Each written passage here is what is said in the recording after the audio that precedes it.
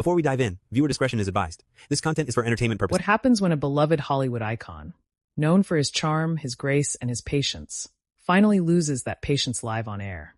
When the warm smile that fans have adored for decades disappears, replaced by a sharp glare.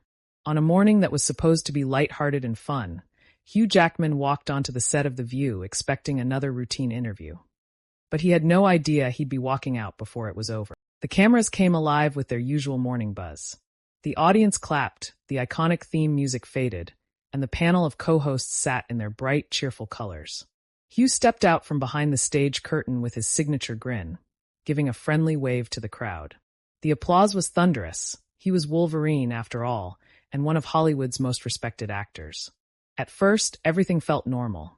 The women on the panel greeted him warmly, even Joy Behar cracking a light-hearted joke about his workout routine. Hugh chuckled, easing into his seat. The lights glared overhead.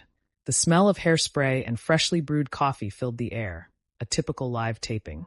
But sitting across from him, Sunny Hostin's expression carried a certain sharpness that the audience might not have noticed. The first few questions were harmless: his upcoming movie, his Broadway return, even a question about his recent charity work. But then Sunny leaned in just slightly, her tone shifting in a way that made the energy in the studio tighten. "Look, Hugh," she began, her voice calm but her words deliberate. "You've built this incredible reputation as Hollywood's nice guy. But some people say that image hides the fact that you avoid taking a stand on serious issues, that you play it safe. Do you think that's fair?" The audience let out a soft murmur, sensing the tension. Hugh blinked, his smile faltering just slightly. He adjusted his blazer, buying a second to compose himself. "Well, Sunny," he replied with measured calm, "I've always believed that as an actor, my role is to tell stories. Of course I care about issues deeply, but I don't think shouting my opinions makes me more helpful. I try to show kindness through actions, through the work I do off camera." Sunny nodded, but her expression didn't soften. "But kindness isn't the same as accountability," she countered. "You've done films that tackle tough subjects. Don't you think staying neutral sometimes means taking the side of the status quo?" A few gasps from the crowd rippled through the room. The cameras zoomed in just a little closer to capture Hugh's reaction. Hugh leaned forward now, his voice still steady, but carrying a hint of steel. "Neutrality, Sunny, isn't about ignoring the problems of the world. It's about understanding that there's often more than one side to a story. I speak where I can be constructive. I won't yell just to join the noise." The audience applauded softly, but Sunny wasn't done. "That sounds good," she said, tilting her head slightly. "But some would say that staying above the fray is a privilege, that it's easy for you to stay calm and constructive, because you haven't had to face certain struggles yourself. Wouldn't you say that's fair criticism?" There it was, the line that shifted the mood entirely. A few people in the front row exchanged glances. Joy Behar shifted in her chair, as if sensing where things were heading. Hugh's jaw tightened almost imperceptibly. "I think it's unfair to assume what I have or haven't faced," he said, his voice lower now, more deliberate. "I've had my share of challenges. I don't publicize them because I don't think my pain needs to be part of my brand. I'd rather put my energy into helping others quietly." Sunny's eyes stayed locked on his. "But doesn't silence sometimes protect the very systems that cause that pain?" she pressed. The room went quiet enough to hear the buzz of the lights overhead. Hugh took a slow breath, and for the first time, his trademark smile vanished completely. "You're implying that because I'm not shouting from a podium, I don't care," he said, his tone now carrying the weight of someone tired of being misunderstood. "I'm here to talk about a story I'm passionate about. I came in good faith. If that's not enough for you, then maybe I shouldn't be here at all." The audience shifted uncomfortably. A few claps of support rose, quickly dying down as the tension thickened. Sunny sat back slightly but didn't break eye contact. The silence between them felt electric. Somewhere in the back, a producer waved frantically to keep the segment on track, but it was clear the conversation had taken on a life of its own. Joy tried to lighten the mood with a quick joke. "I think we're about to see Wolverine come out." But no one laughed, not even Hugh. He glanced at the audience, then back at Sunny, and his next words came quieter but sharper. "I've done a lot of interviews in my career, Sunny. I've faced tough questions, but this feels like an ambush. If that's what you wanted, congratulations, you got your moment." He shifted in his chair, and the audience collectively held its breath. That was the moment, the tipping point. Hugh's fingers drummed on the armrest, his foot tapping restlessly. Everyone in the studio could feel it. Something was about to give way. And then it did. Hugh stood up. The motion was calm but carried the unmistakable finality of someone who had reached their limit. The audience gasped, several pulling out their phones instinctively, sensing they were witnessing a moment that would go viral before the credits even rolled. Sunny's eyebrows shot up in surprise, but she stayed seated. The panel fell into an uneasy silence as Hugh adjusted his jacket, looked toward the audience, and said simply, "I came here to share my work, not to be put on trial. I think we're done here." The studio erupted into overlapping reactions, gasps, murmurs, the shuffling of producers trying to figure out what to do. Hugh turned and began to walk off the stage. The cameras struggled to keep up as he disappeared behind the curtain, leaving the hosts staring in stunned silence. The tension in the room lingered like a storm cloud. Even without Hugh present, it felt as if his energy, his frustration, still hovered in the air. What no one knew yet was just how explosive the aftermath of that walkout would become. Not only on social media, but across news outlets around the world. For a moment, it was as if the entire set of The View froze in time. Hugh Jackman's empty chair sat there under the glare of the studio lights, like a monument to the clash that had just unfolded. The audience didn't know whether to clap, to gasp again, or to fall silent. Behind the curtain, Hugh's figure could be seen briefly as he strode past bewildered stagehands. But on camera, what remained was the stunned panel. Joy Behar with her lips slightly parted, Whoopi Goldberg frowning as if trying to process the gravity of what had just happened, and Sunny Hostin sitting upright, her arms crossed in front of her like someone standing their ground. Joy, ever the comedian even in moments of crisis, let out a half-nervous laugh. "Well," she said, glancing at the audience with an awkward smile, "I guess we just had our own little Broadway drama right here." Some of the audience members chuckled politely, but the tension didn't lift. It lingered, thick and unyielding.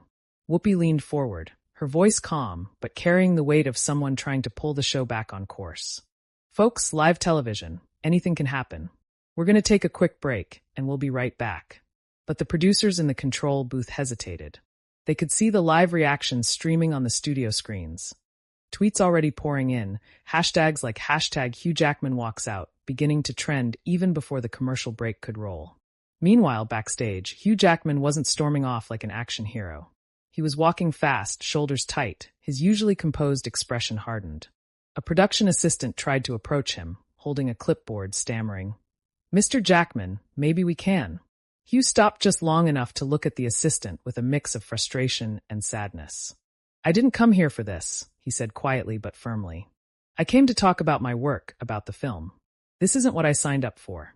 With that, he turned and continued down the narrow hallway toward his dressing room, leaving the assistant frozen in place. Back on stage, Sunny Hostin adjusted her microphone and finally spoke.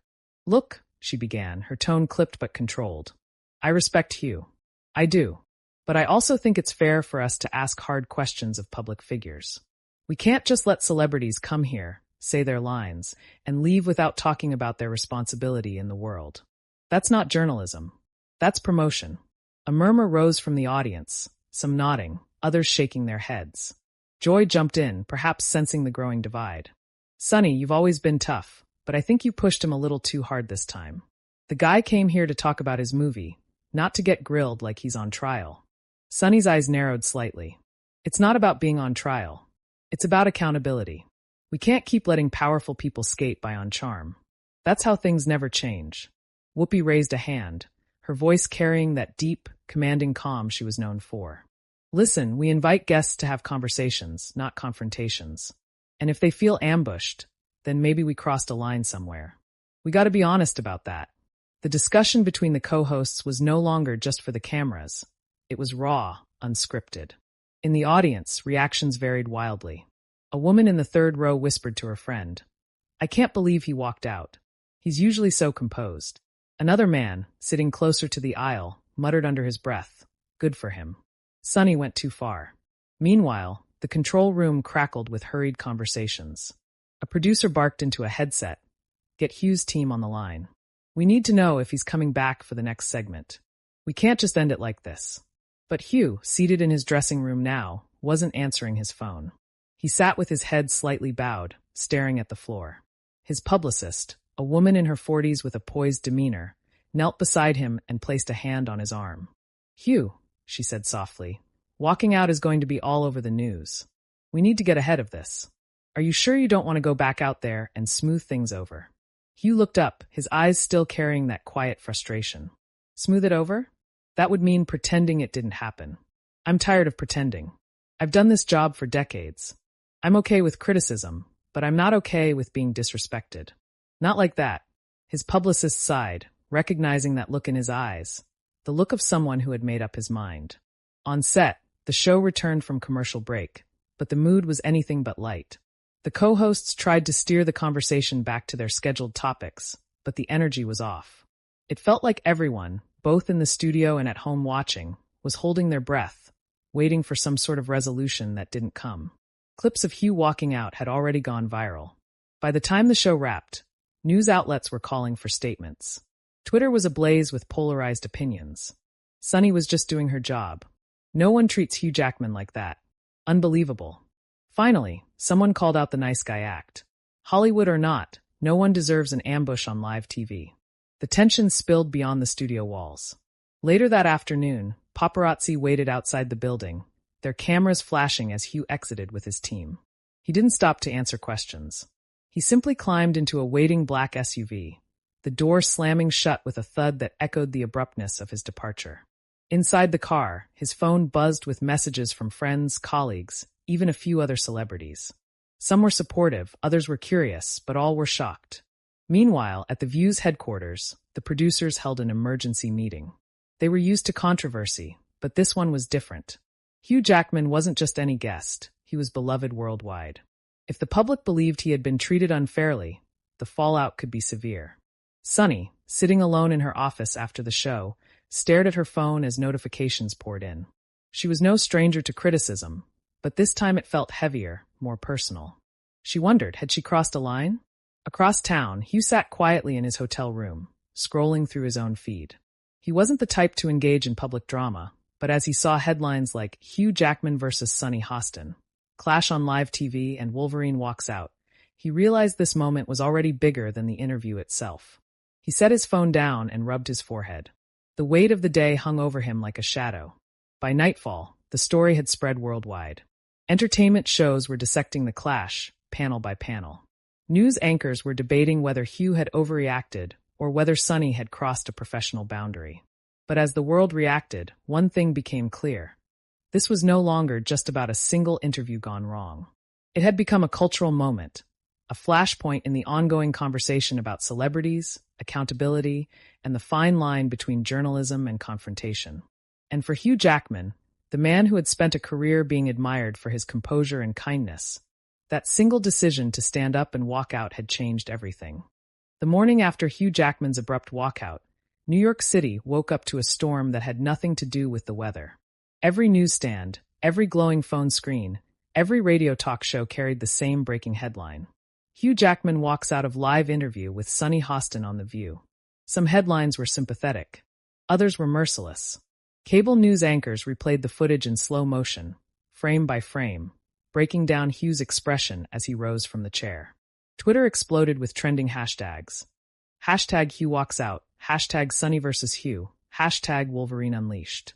In the digital age, what had been a 10-minute clash in a brightly lit studio had become a global spectacle overnight.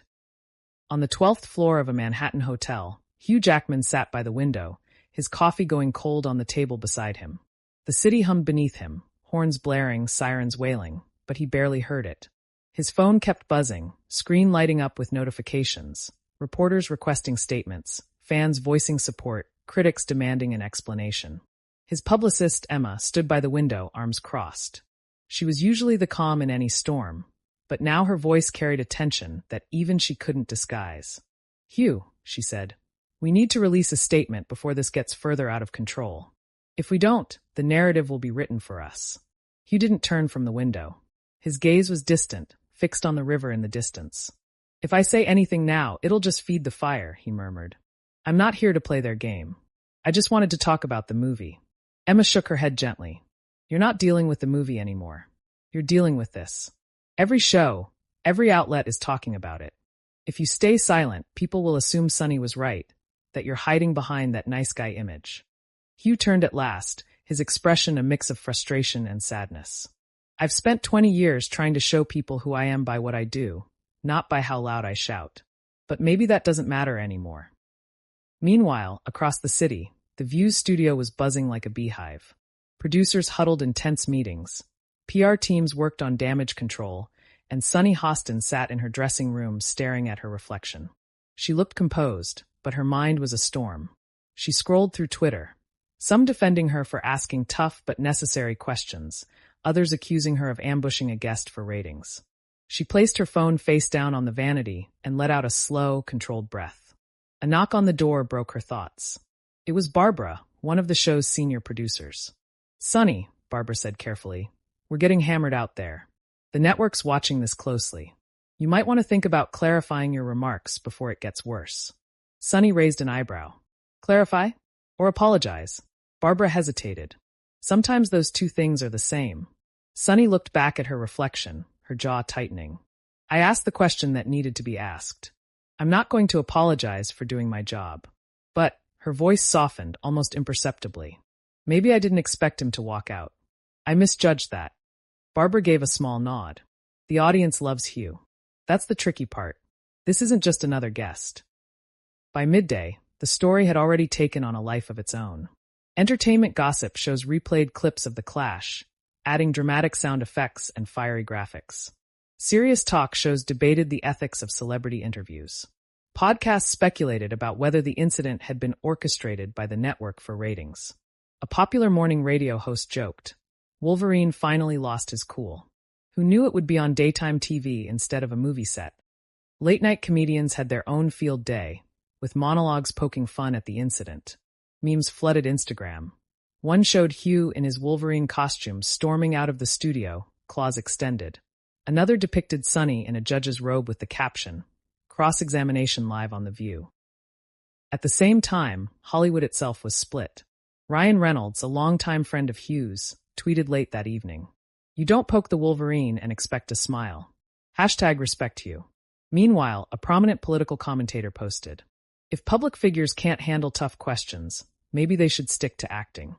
Other celebrities quietly texted Hugh messages of support.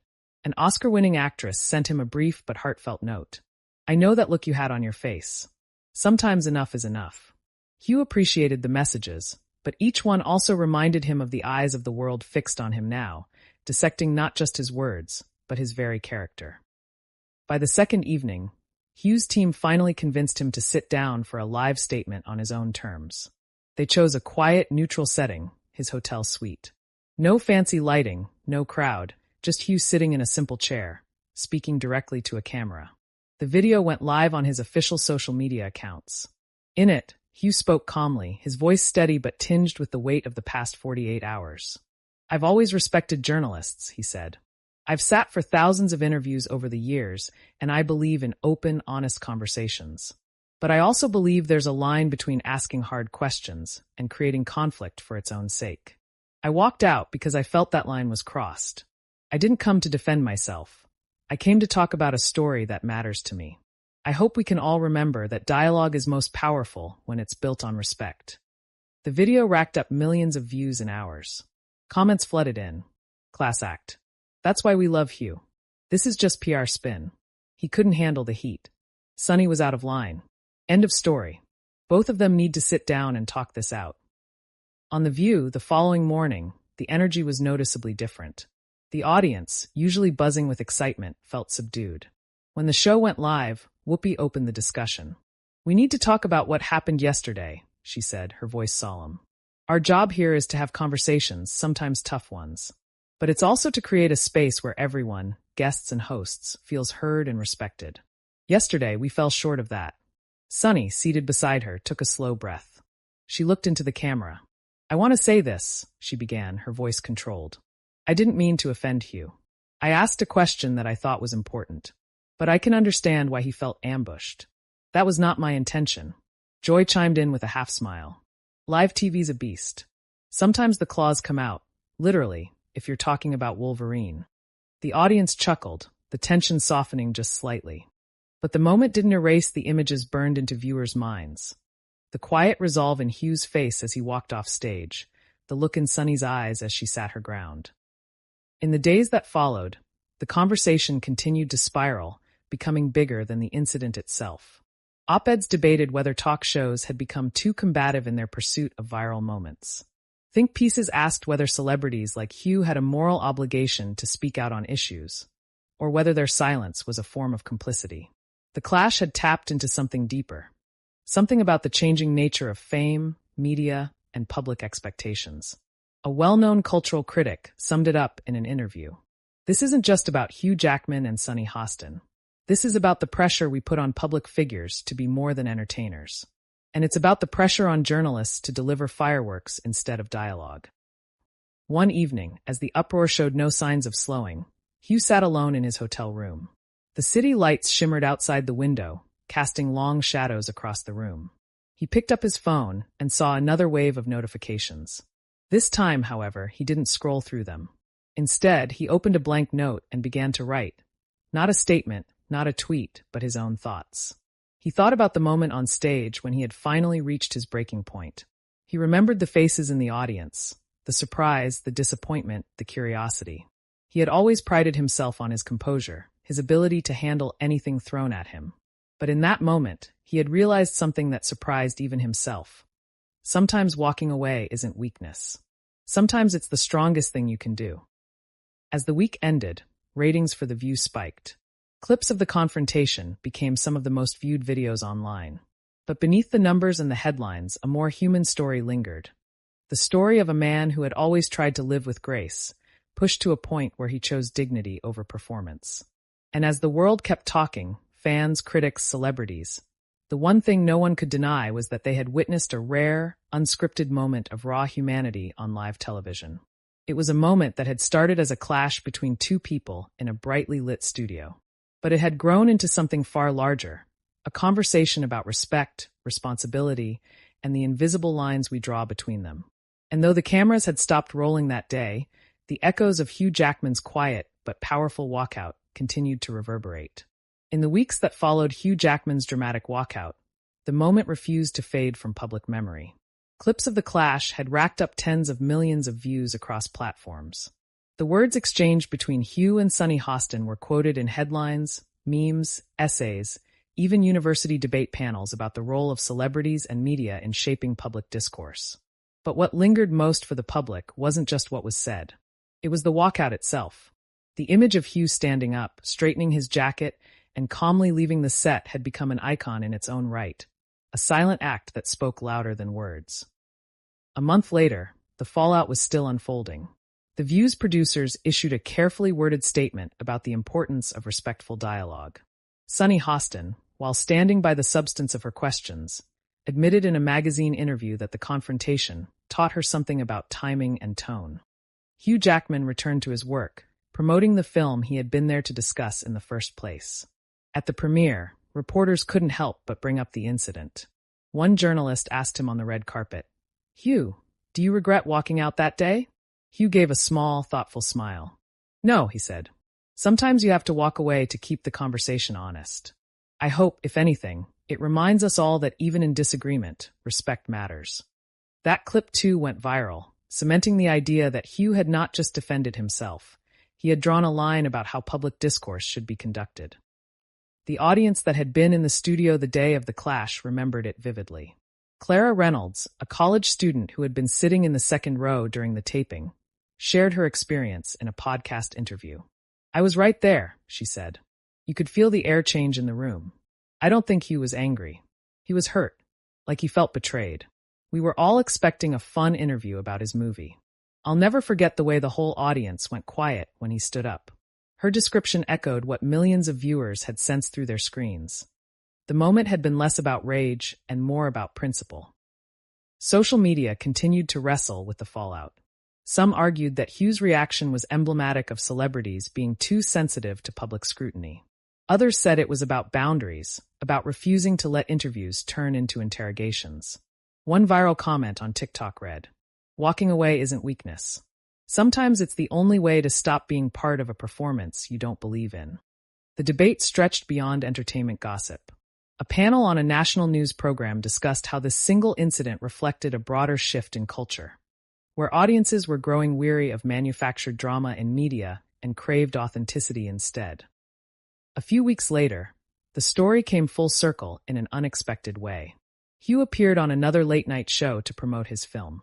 The host, known for his playful interviews, teased him gently about the incident. "I've got to ask," the host said with a grin. "Did you ever think Wolverine would walk out of a talk show instead of a battle scene?" The audience laughed, and so did Hugh. "Hey," he replied with a sparkle in his eye. "Even Wolverine knows when it's time to leave the fight." The audience erupted in applause. That moment of humor, after so much tension, felt like a release. Meanwhile, Sunny Hostin took part in a televised roundtable about the state of journalism. She reflected publicly on the clash with Hugh. "I learned that sometimes, even when we have the right question, we have to think about the right moment," she said. "I don't regret asking about accountability, but I do think I could have done it in a way that invited dialogue instead of shutting it down." That admission softened some critics who had accused her of grandstanding. It also brought a rare sense of closure to a story that had, for weeks, consumed headlines. In homes and cafes, in classrooms and office break rooms, people continued to reference the moment. Some saw it as a clash of egos, others as a necessary reckoning between entertainment and journalism. But almost everyone agreed on one thing: it was unforgettable television. For many fans, the incident made Hugh Jackman more relatable. He wasn't just the charming movie star or the unflappable showman anymore. He was a man who drew the line when he felt that line had been crossed. And that, perhaps, was why the story endured. In an age when celebrities often seem untouchable and every moment on television feels rehearsed, that walkout had been something rare, raw, unscripted, undeniably human. As the dust settled, media analysts noted that the clash had changed The View in subtle ways. The show's producers reportedly began preparing guests more carefully for the tone of upcoming questions. There was more behind-the-scenes conversation about balancing tough journalism with respect for guests' boundaries. It was a small but telling shift, proof that even in the fast-moving world of live TV, one moment could change the culture of a show. Months later, Hugh was asked in an in-depth magazine profile whether he thought about that day often. He shook his head. "No," he said. "I don't dwell on it. It was just one moment in a long career. But I do hope it reminded people, me included, that the way we treat each other matters, even under the spotlight." That line became one of the most quoted from the interview. For viewers who had witnessed the clash live or later online, it was more than a celebrity spat. It was a story about dignity, about boundaries, about how far even the calmest among us can be pushed.